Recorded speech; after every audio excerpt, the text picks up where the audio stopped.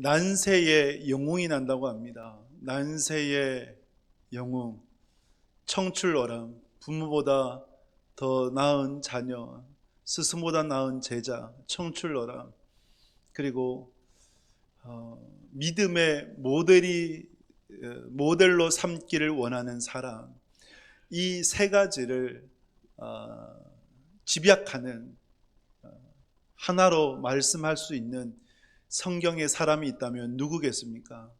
여러 사람이 있겠지만 저는 오늘 본문에 요나단이라고 여겨집니다. 요나단은 난세의 영웅이었어요. 지난주 말씀과 연결시켜 보면 이제 블레셋과 이스라엘의 전쟁이 이제 발발하게 되었죠.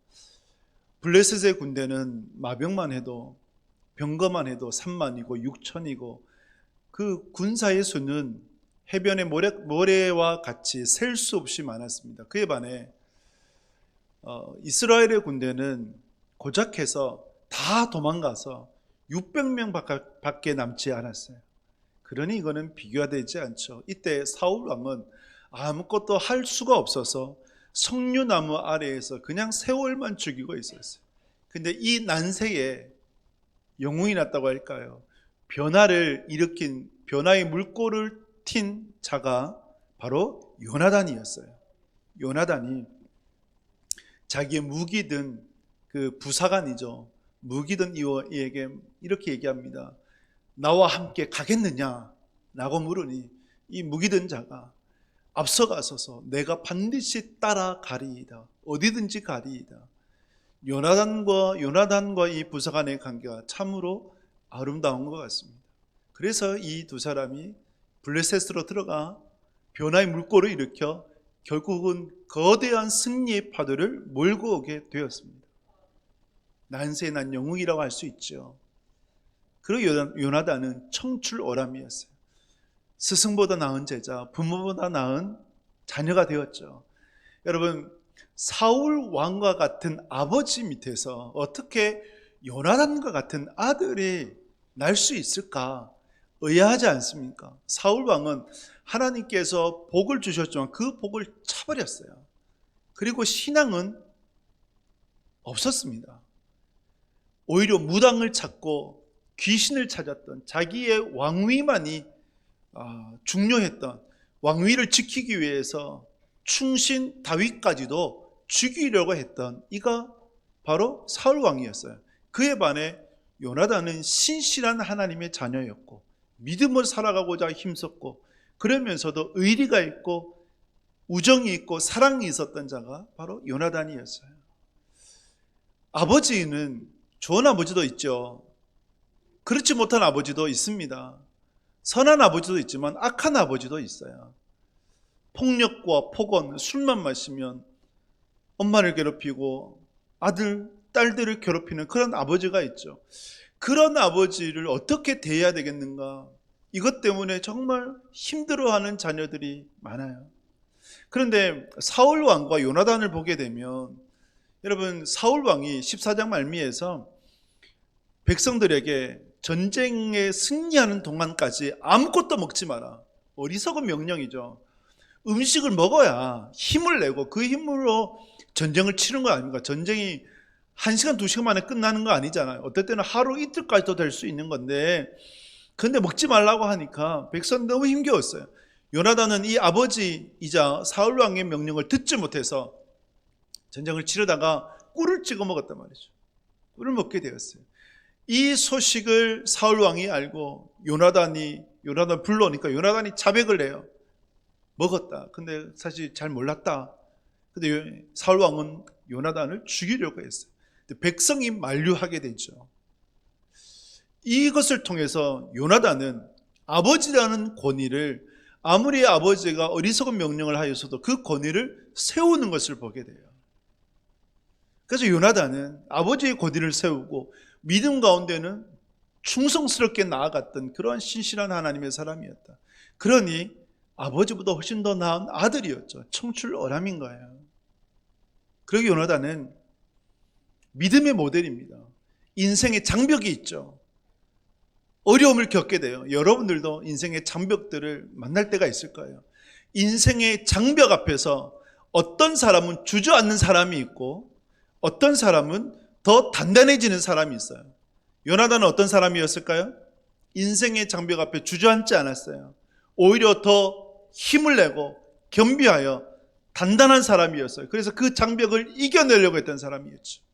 그러니 우리의 자녀가 닮기를 원하는 믿음의 모델이 되는 것입니다. 여러분들의 자녀들이 요나단과 같은 믿음을 가질 수 있기를 주님의 이름으로 축복합니다. 이 요나단의 믿음을 살펴보면서 그 믿음의 근원이 무엇인가, 그리고 요나단이 믿음을 갖고 어떻게 행하였는가를 조명하고 하나님께서 믿음 가운데 나아갔던 요나단과 어떻게 함께 하셨는지를 살펴보며 하나님께서 주시는 말씀을 가슴에 새기는 복된 시간 될 수 있기를 주님의 이름으로 축복합니다. 우리 사무엘상 14장 6절 말씀 같이 읽습니다. 요나단이 자기의 무기를 든 소년에게 이르되 우리가 이 할례 받지 않은 자들에게로 건너가자. 여호와께서 우리를 위하여 일하실까 하노라. 여호와의 구원은 사람이 많고 적음에 달리지 아니하였느니라. 아멘. 사람의 보편적인 감정에는 두려움이라는 것이 있어요. 두려움이 없으면 그는 정말 위험합니다. 왜냐하면 고소공포증이라고 얘기를 할 때 높은 곳에 올라가면 고소공포증이 있죠. 여러분들 중에 고소공포증 없는 분이 있습니까? 빨리 병원 가보셔야 됩니다. 고소공포증이 있어야 돼요. 그래야 더 이상 위로 올라가면 안 돼. 내려와야 돼. 이 자각을 하게 돼요. 어떤 꼬마가 아파트 3층에서 뛰어내렸어요. 그 슈퍼맨을 보고 슈퍼맨 망토를 두르고 뛰어내렸어요. 무지죠. 어리석은 거죠. 어린아이이기 때문에 그것이 가능할 줄 알았던 거죠. 그래 다행히 나뭇가지에 걸려가지고 그래서 떨어져서 크게 다치지 않았어요. 그래도 응급실에 가서 진료를 받는데 이 아이가 정신 차리고 했던 말이 왜 나는 날지 못하지? 이런 얘기를 했다고 그러죠. 이것이 무지예요. 두려움이 없으면 이런 무지 가운데 빠지게 되는 거죠. 하지만 보편적 감정이 두려움 누구든지 있다. 요나단에게서도 두려움은 있었다. 블레셋의 수많은 군대를 보며 왜 두렵지 않았을까요? 하지만 요나단에게는 두려움을 이겨내는 용기라는 것이 있었어요. 그 용기를 믿음이라고 표현을 하죠. 히틀러의 반인류적 범죄 앞에서 순교했던 디트리 보네포 목사님의 말씀. 두려움은 용기가 없는 마음, 용기는 두려움이 없는 마음이 아니라 용기는 두려움을 극복하고자 하는 의지다라고 얘기를 해요.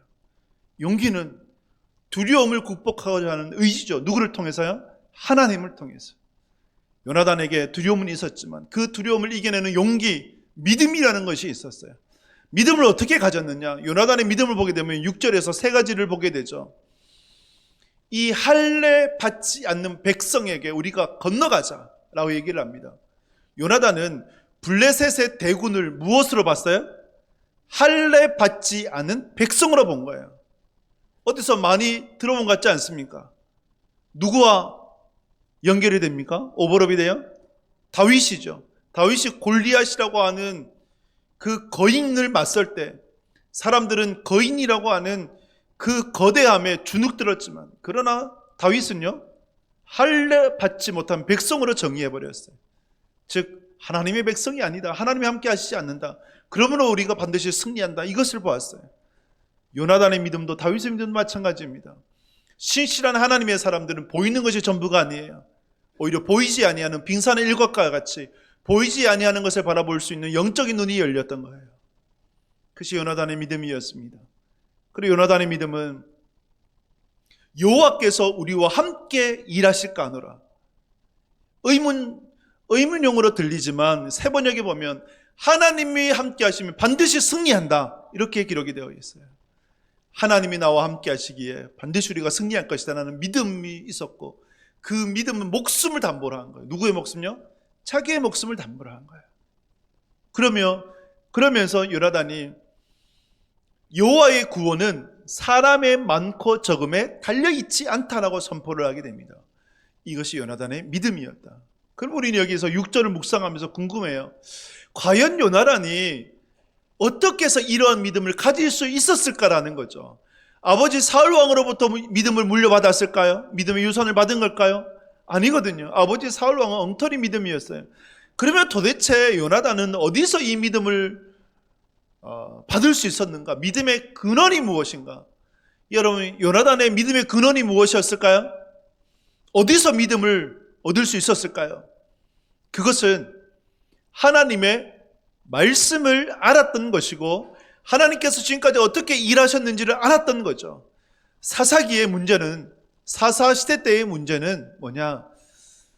신앙이 계승되지 않아서 여호와께서 어떻게 가셨는지를 몰라 다음 세대가 되어야 되는데 다른 세대가 되어버린 거죠. 근데 요나단은 누구의 영향인지 모르지만 그러나 하나님의 말씀을 알았고 그리고 하나님께서 어떻게 행하셨는지를 알았기 때문에 다른 세대가 아니라 다음 세대가 된 거죠. 여호와의 구원은 사람의 많고 적음에 달려있지 않다. 여호와께서 우리와 함께 하시면 반드시 승리할 수 있다. 이것은 성경 곳곳에 기록되어 있어요. 민수기도, 신명기도, 여호수아서기도, 사사기도 기록이 되어 있어요. 그 가운데 사사기 7장에 보면 이렇게 말씀을 합니다. 7장 15절 말씀 같이 했습니다. 기드온이 그 꿈과 해몽하는 말을 듣고 경배하며 이스라엘 진영으로 돌아와 이르되 일어나라, 여호와께서 미디안과 그 모든 진영을 너희 손에 넘겨주셨느니라 하고. 아멘. 이 요나단이 블레셋과의 전쟁 가운데 누구를 가장 모티브로 삼았는가, 믿음의 동력으로 삼았는가 할 때 기드온이에요. 기드온의 상황과 요나단의 상황이 너무나 흡사해요. 미디안의 대군으로 인해서 기드온이 숨어버렸거든요. 이스라엘 백성들이 산으로 동굴로 숨어버렸거든요. 지금 블레셋으로 말미암아 이스라엘 백성도 마찬가지예요. 다 숨어버리고 도망쳐버리고 남은 부대는 600명밖에 되지 않았어요. 그런데 이 기드온의 때에 기드온이 어떻게 전쟁에서 승리하게 됩니까? 미디안과의 전쟁 가운데 32,000명이 모였어요. 근데 하나님께서 그 32,000명도 많다 그러니까 돌려보내라. 또 돌려보내고 몇 명만 남았어요? 300명만 남죠. 여러분, 그 남은 300명도 최정예 부대가 아니에요. 그냥 농사짓다 온 거예요. 싸움이라는 거는 몰라요. 그런데 그 300명으로 말미암아 결국은 기드온이 이겼잖아요. 요나단은 이것을 알았던 거예요. 하나님께서 기드온과 어떻게 함께 하셨는지를 알았고 기드온이 어떻게 해서 승리하게 된 것인 줄 알았던 거예요. 그래서 선포한 거죠. 여호와의 구원은 사람의 많고 적음에 달려있지 않다. 그렇다면 기드온의 요나단의 믿음의 근원은 어디에 있는 것입니까?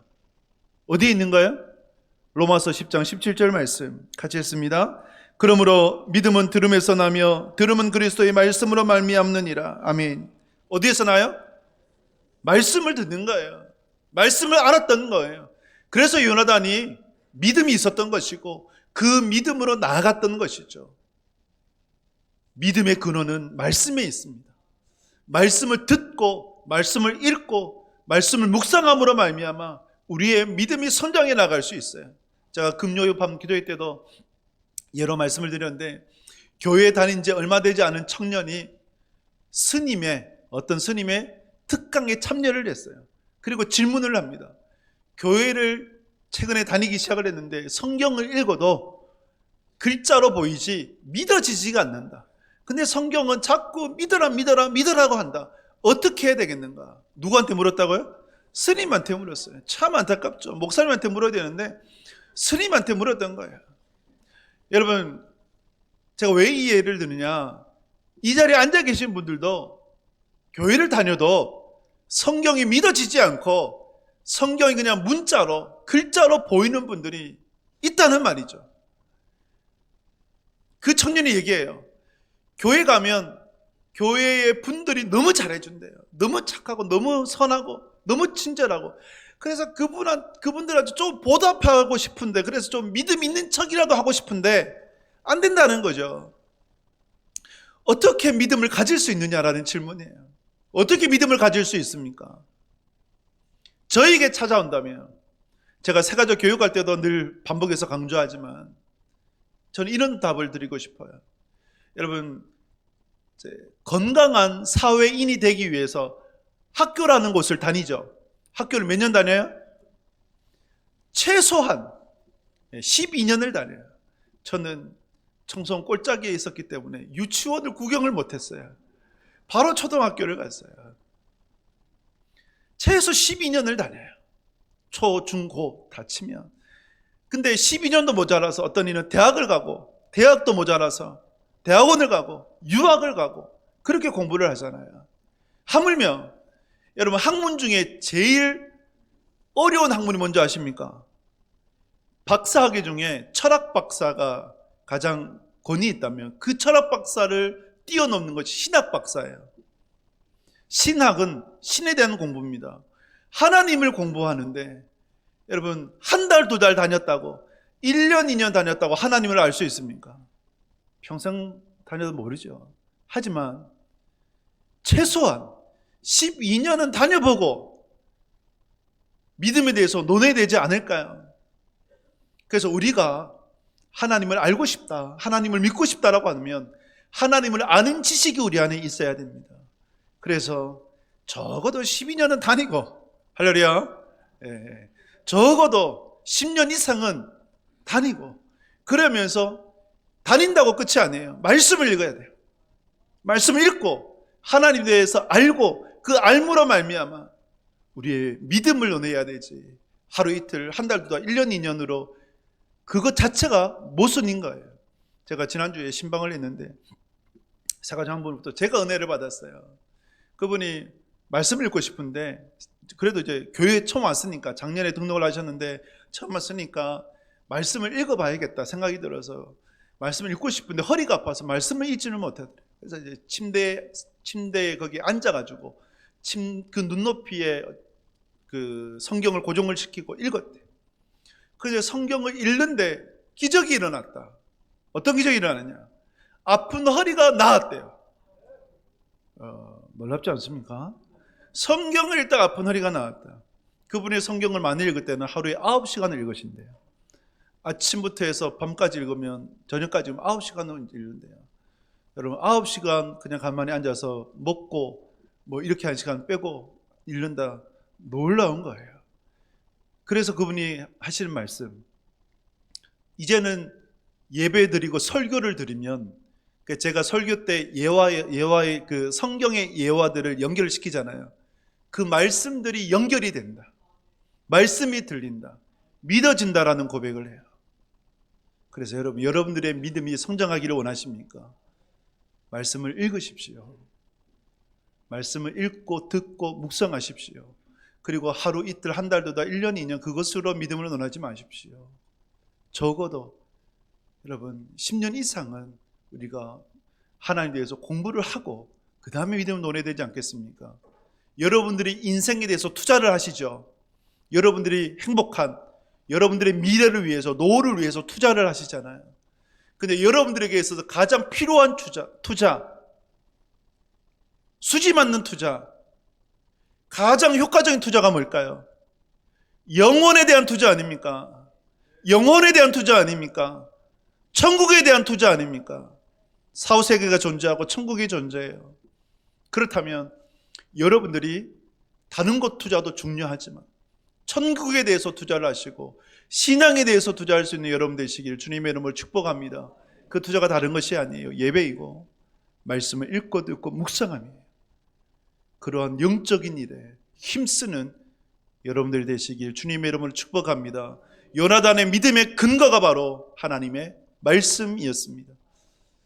요나단이 말씀을 통해 하나님을 믿었어요. 그런데 이 믿음으로 그치지 않았어요. 믿음에 적용이 있었습니다. 어떻게 적용을 했느냐? 8절에서 10절 말씀을 보면 같이 읽겠습니다.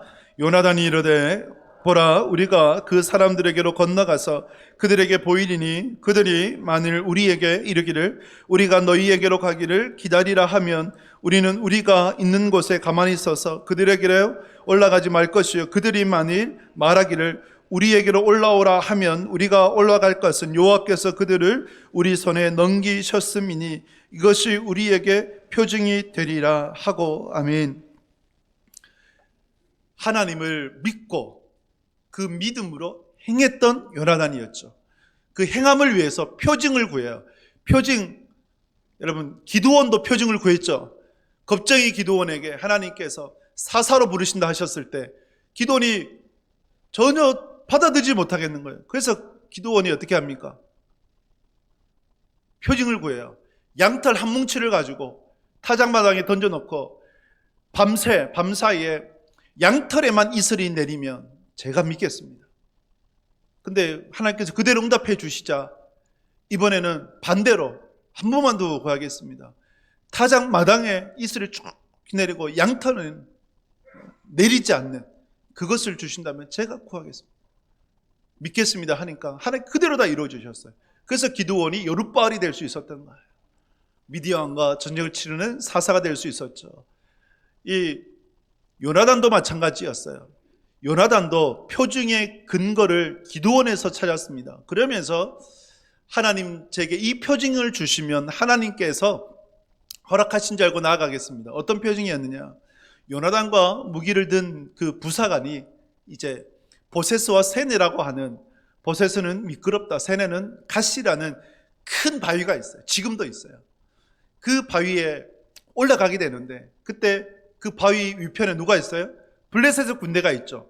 블레셋의 군대가 요나단과 그 무기 든 사람을 보고 만약에 기다려라 라고 얘기하면 하나님께서 주신 것이 아니다 여기고 반대로 올라와라 라고 하면 하나님께서 우리에게 넘겨주신 표징이다.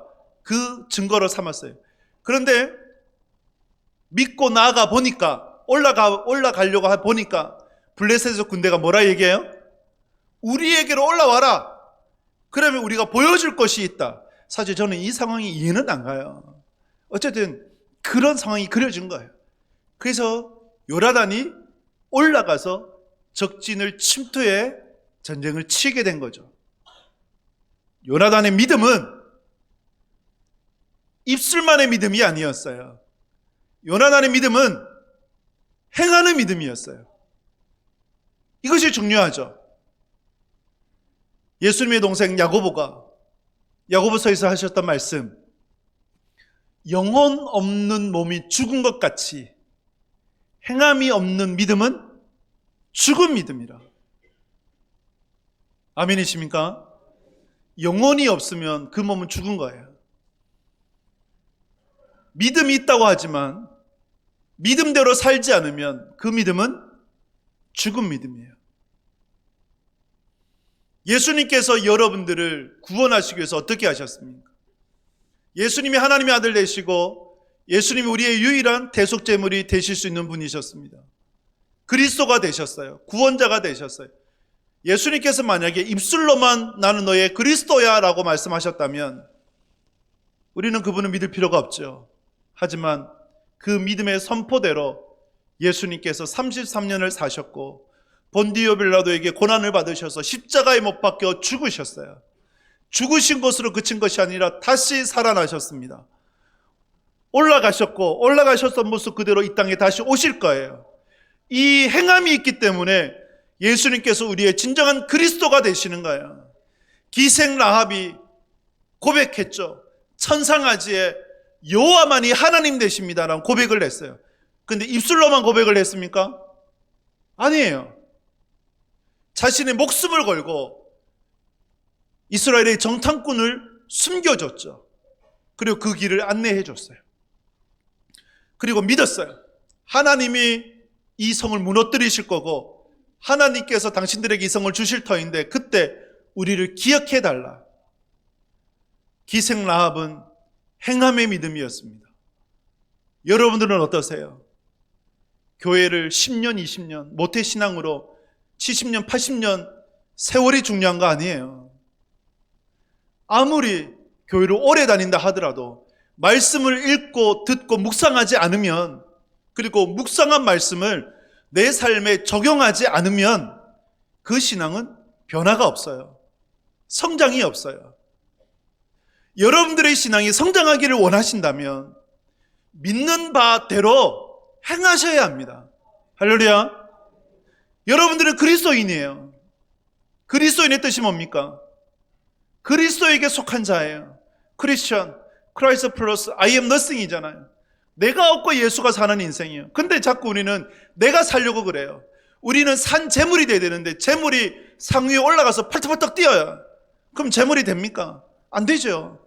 재물은 죽어야 돼요. 근데 내가 죽으면 예수님이 살아요. 내가 낮아지면 예수님이 나를 높여주세요. 이것이 영적인 비밀이에요. 행함, 여러분들이 믿는다면 믿은 대로 살아가시는 여러분 되실 수 있기를 주님의 이름으로 축복합니다. 그리스도인이라면 그리스도에게 속한 자로 살아가십시오.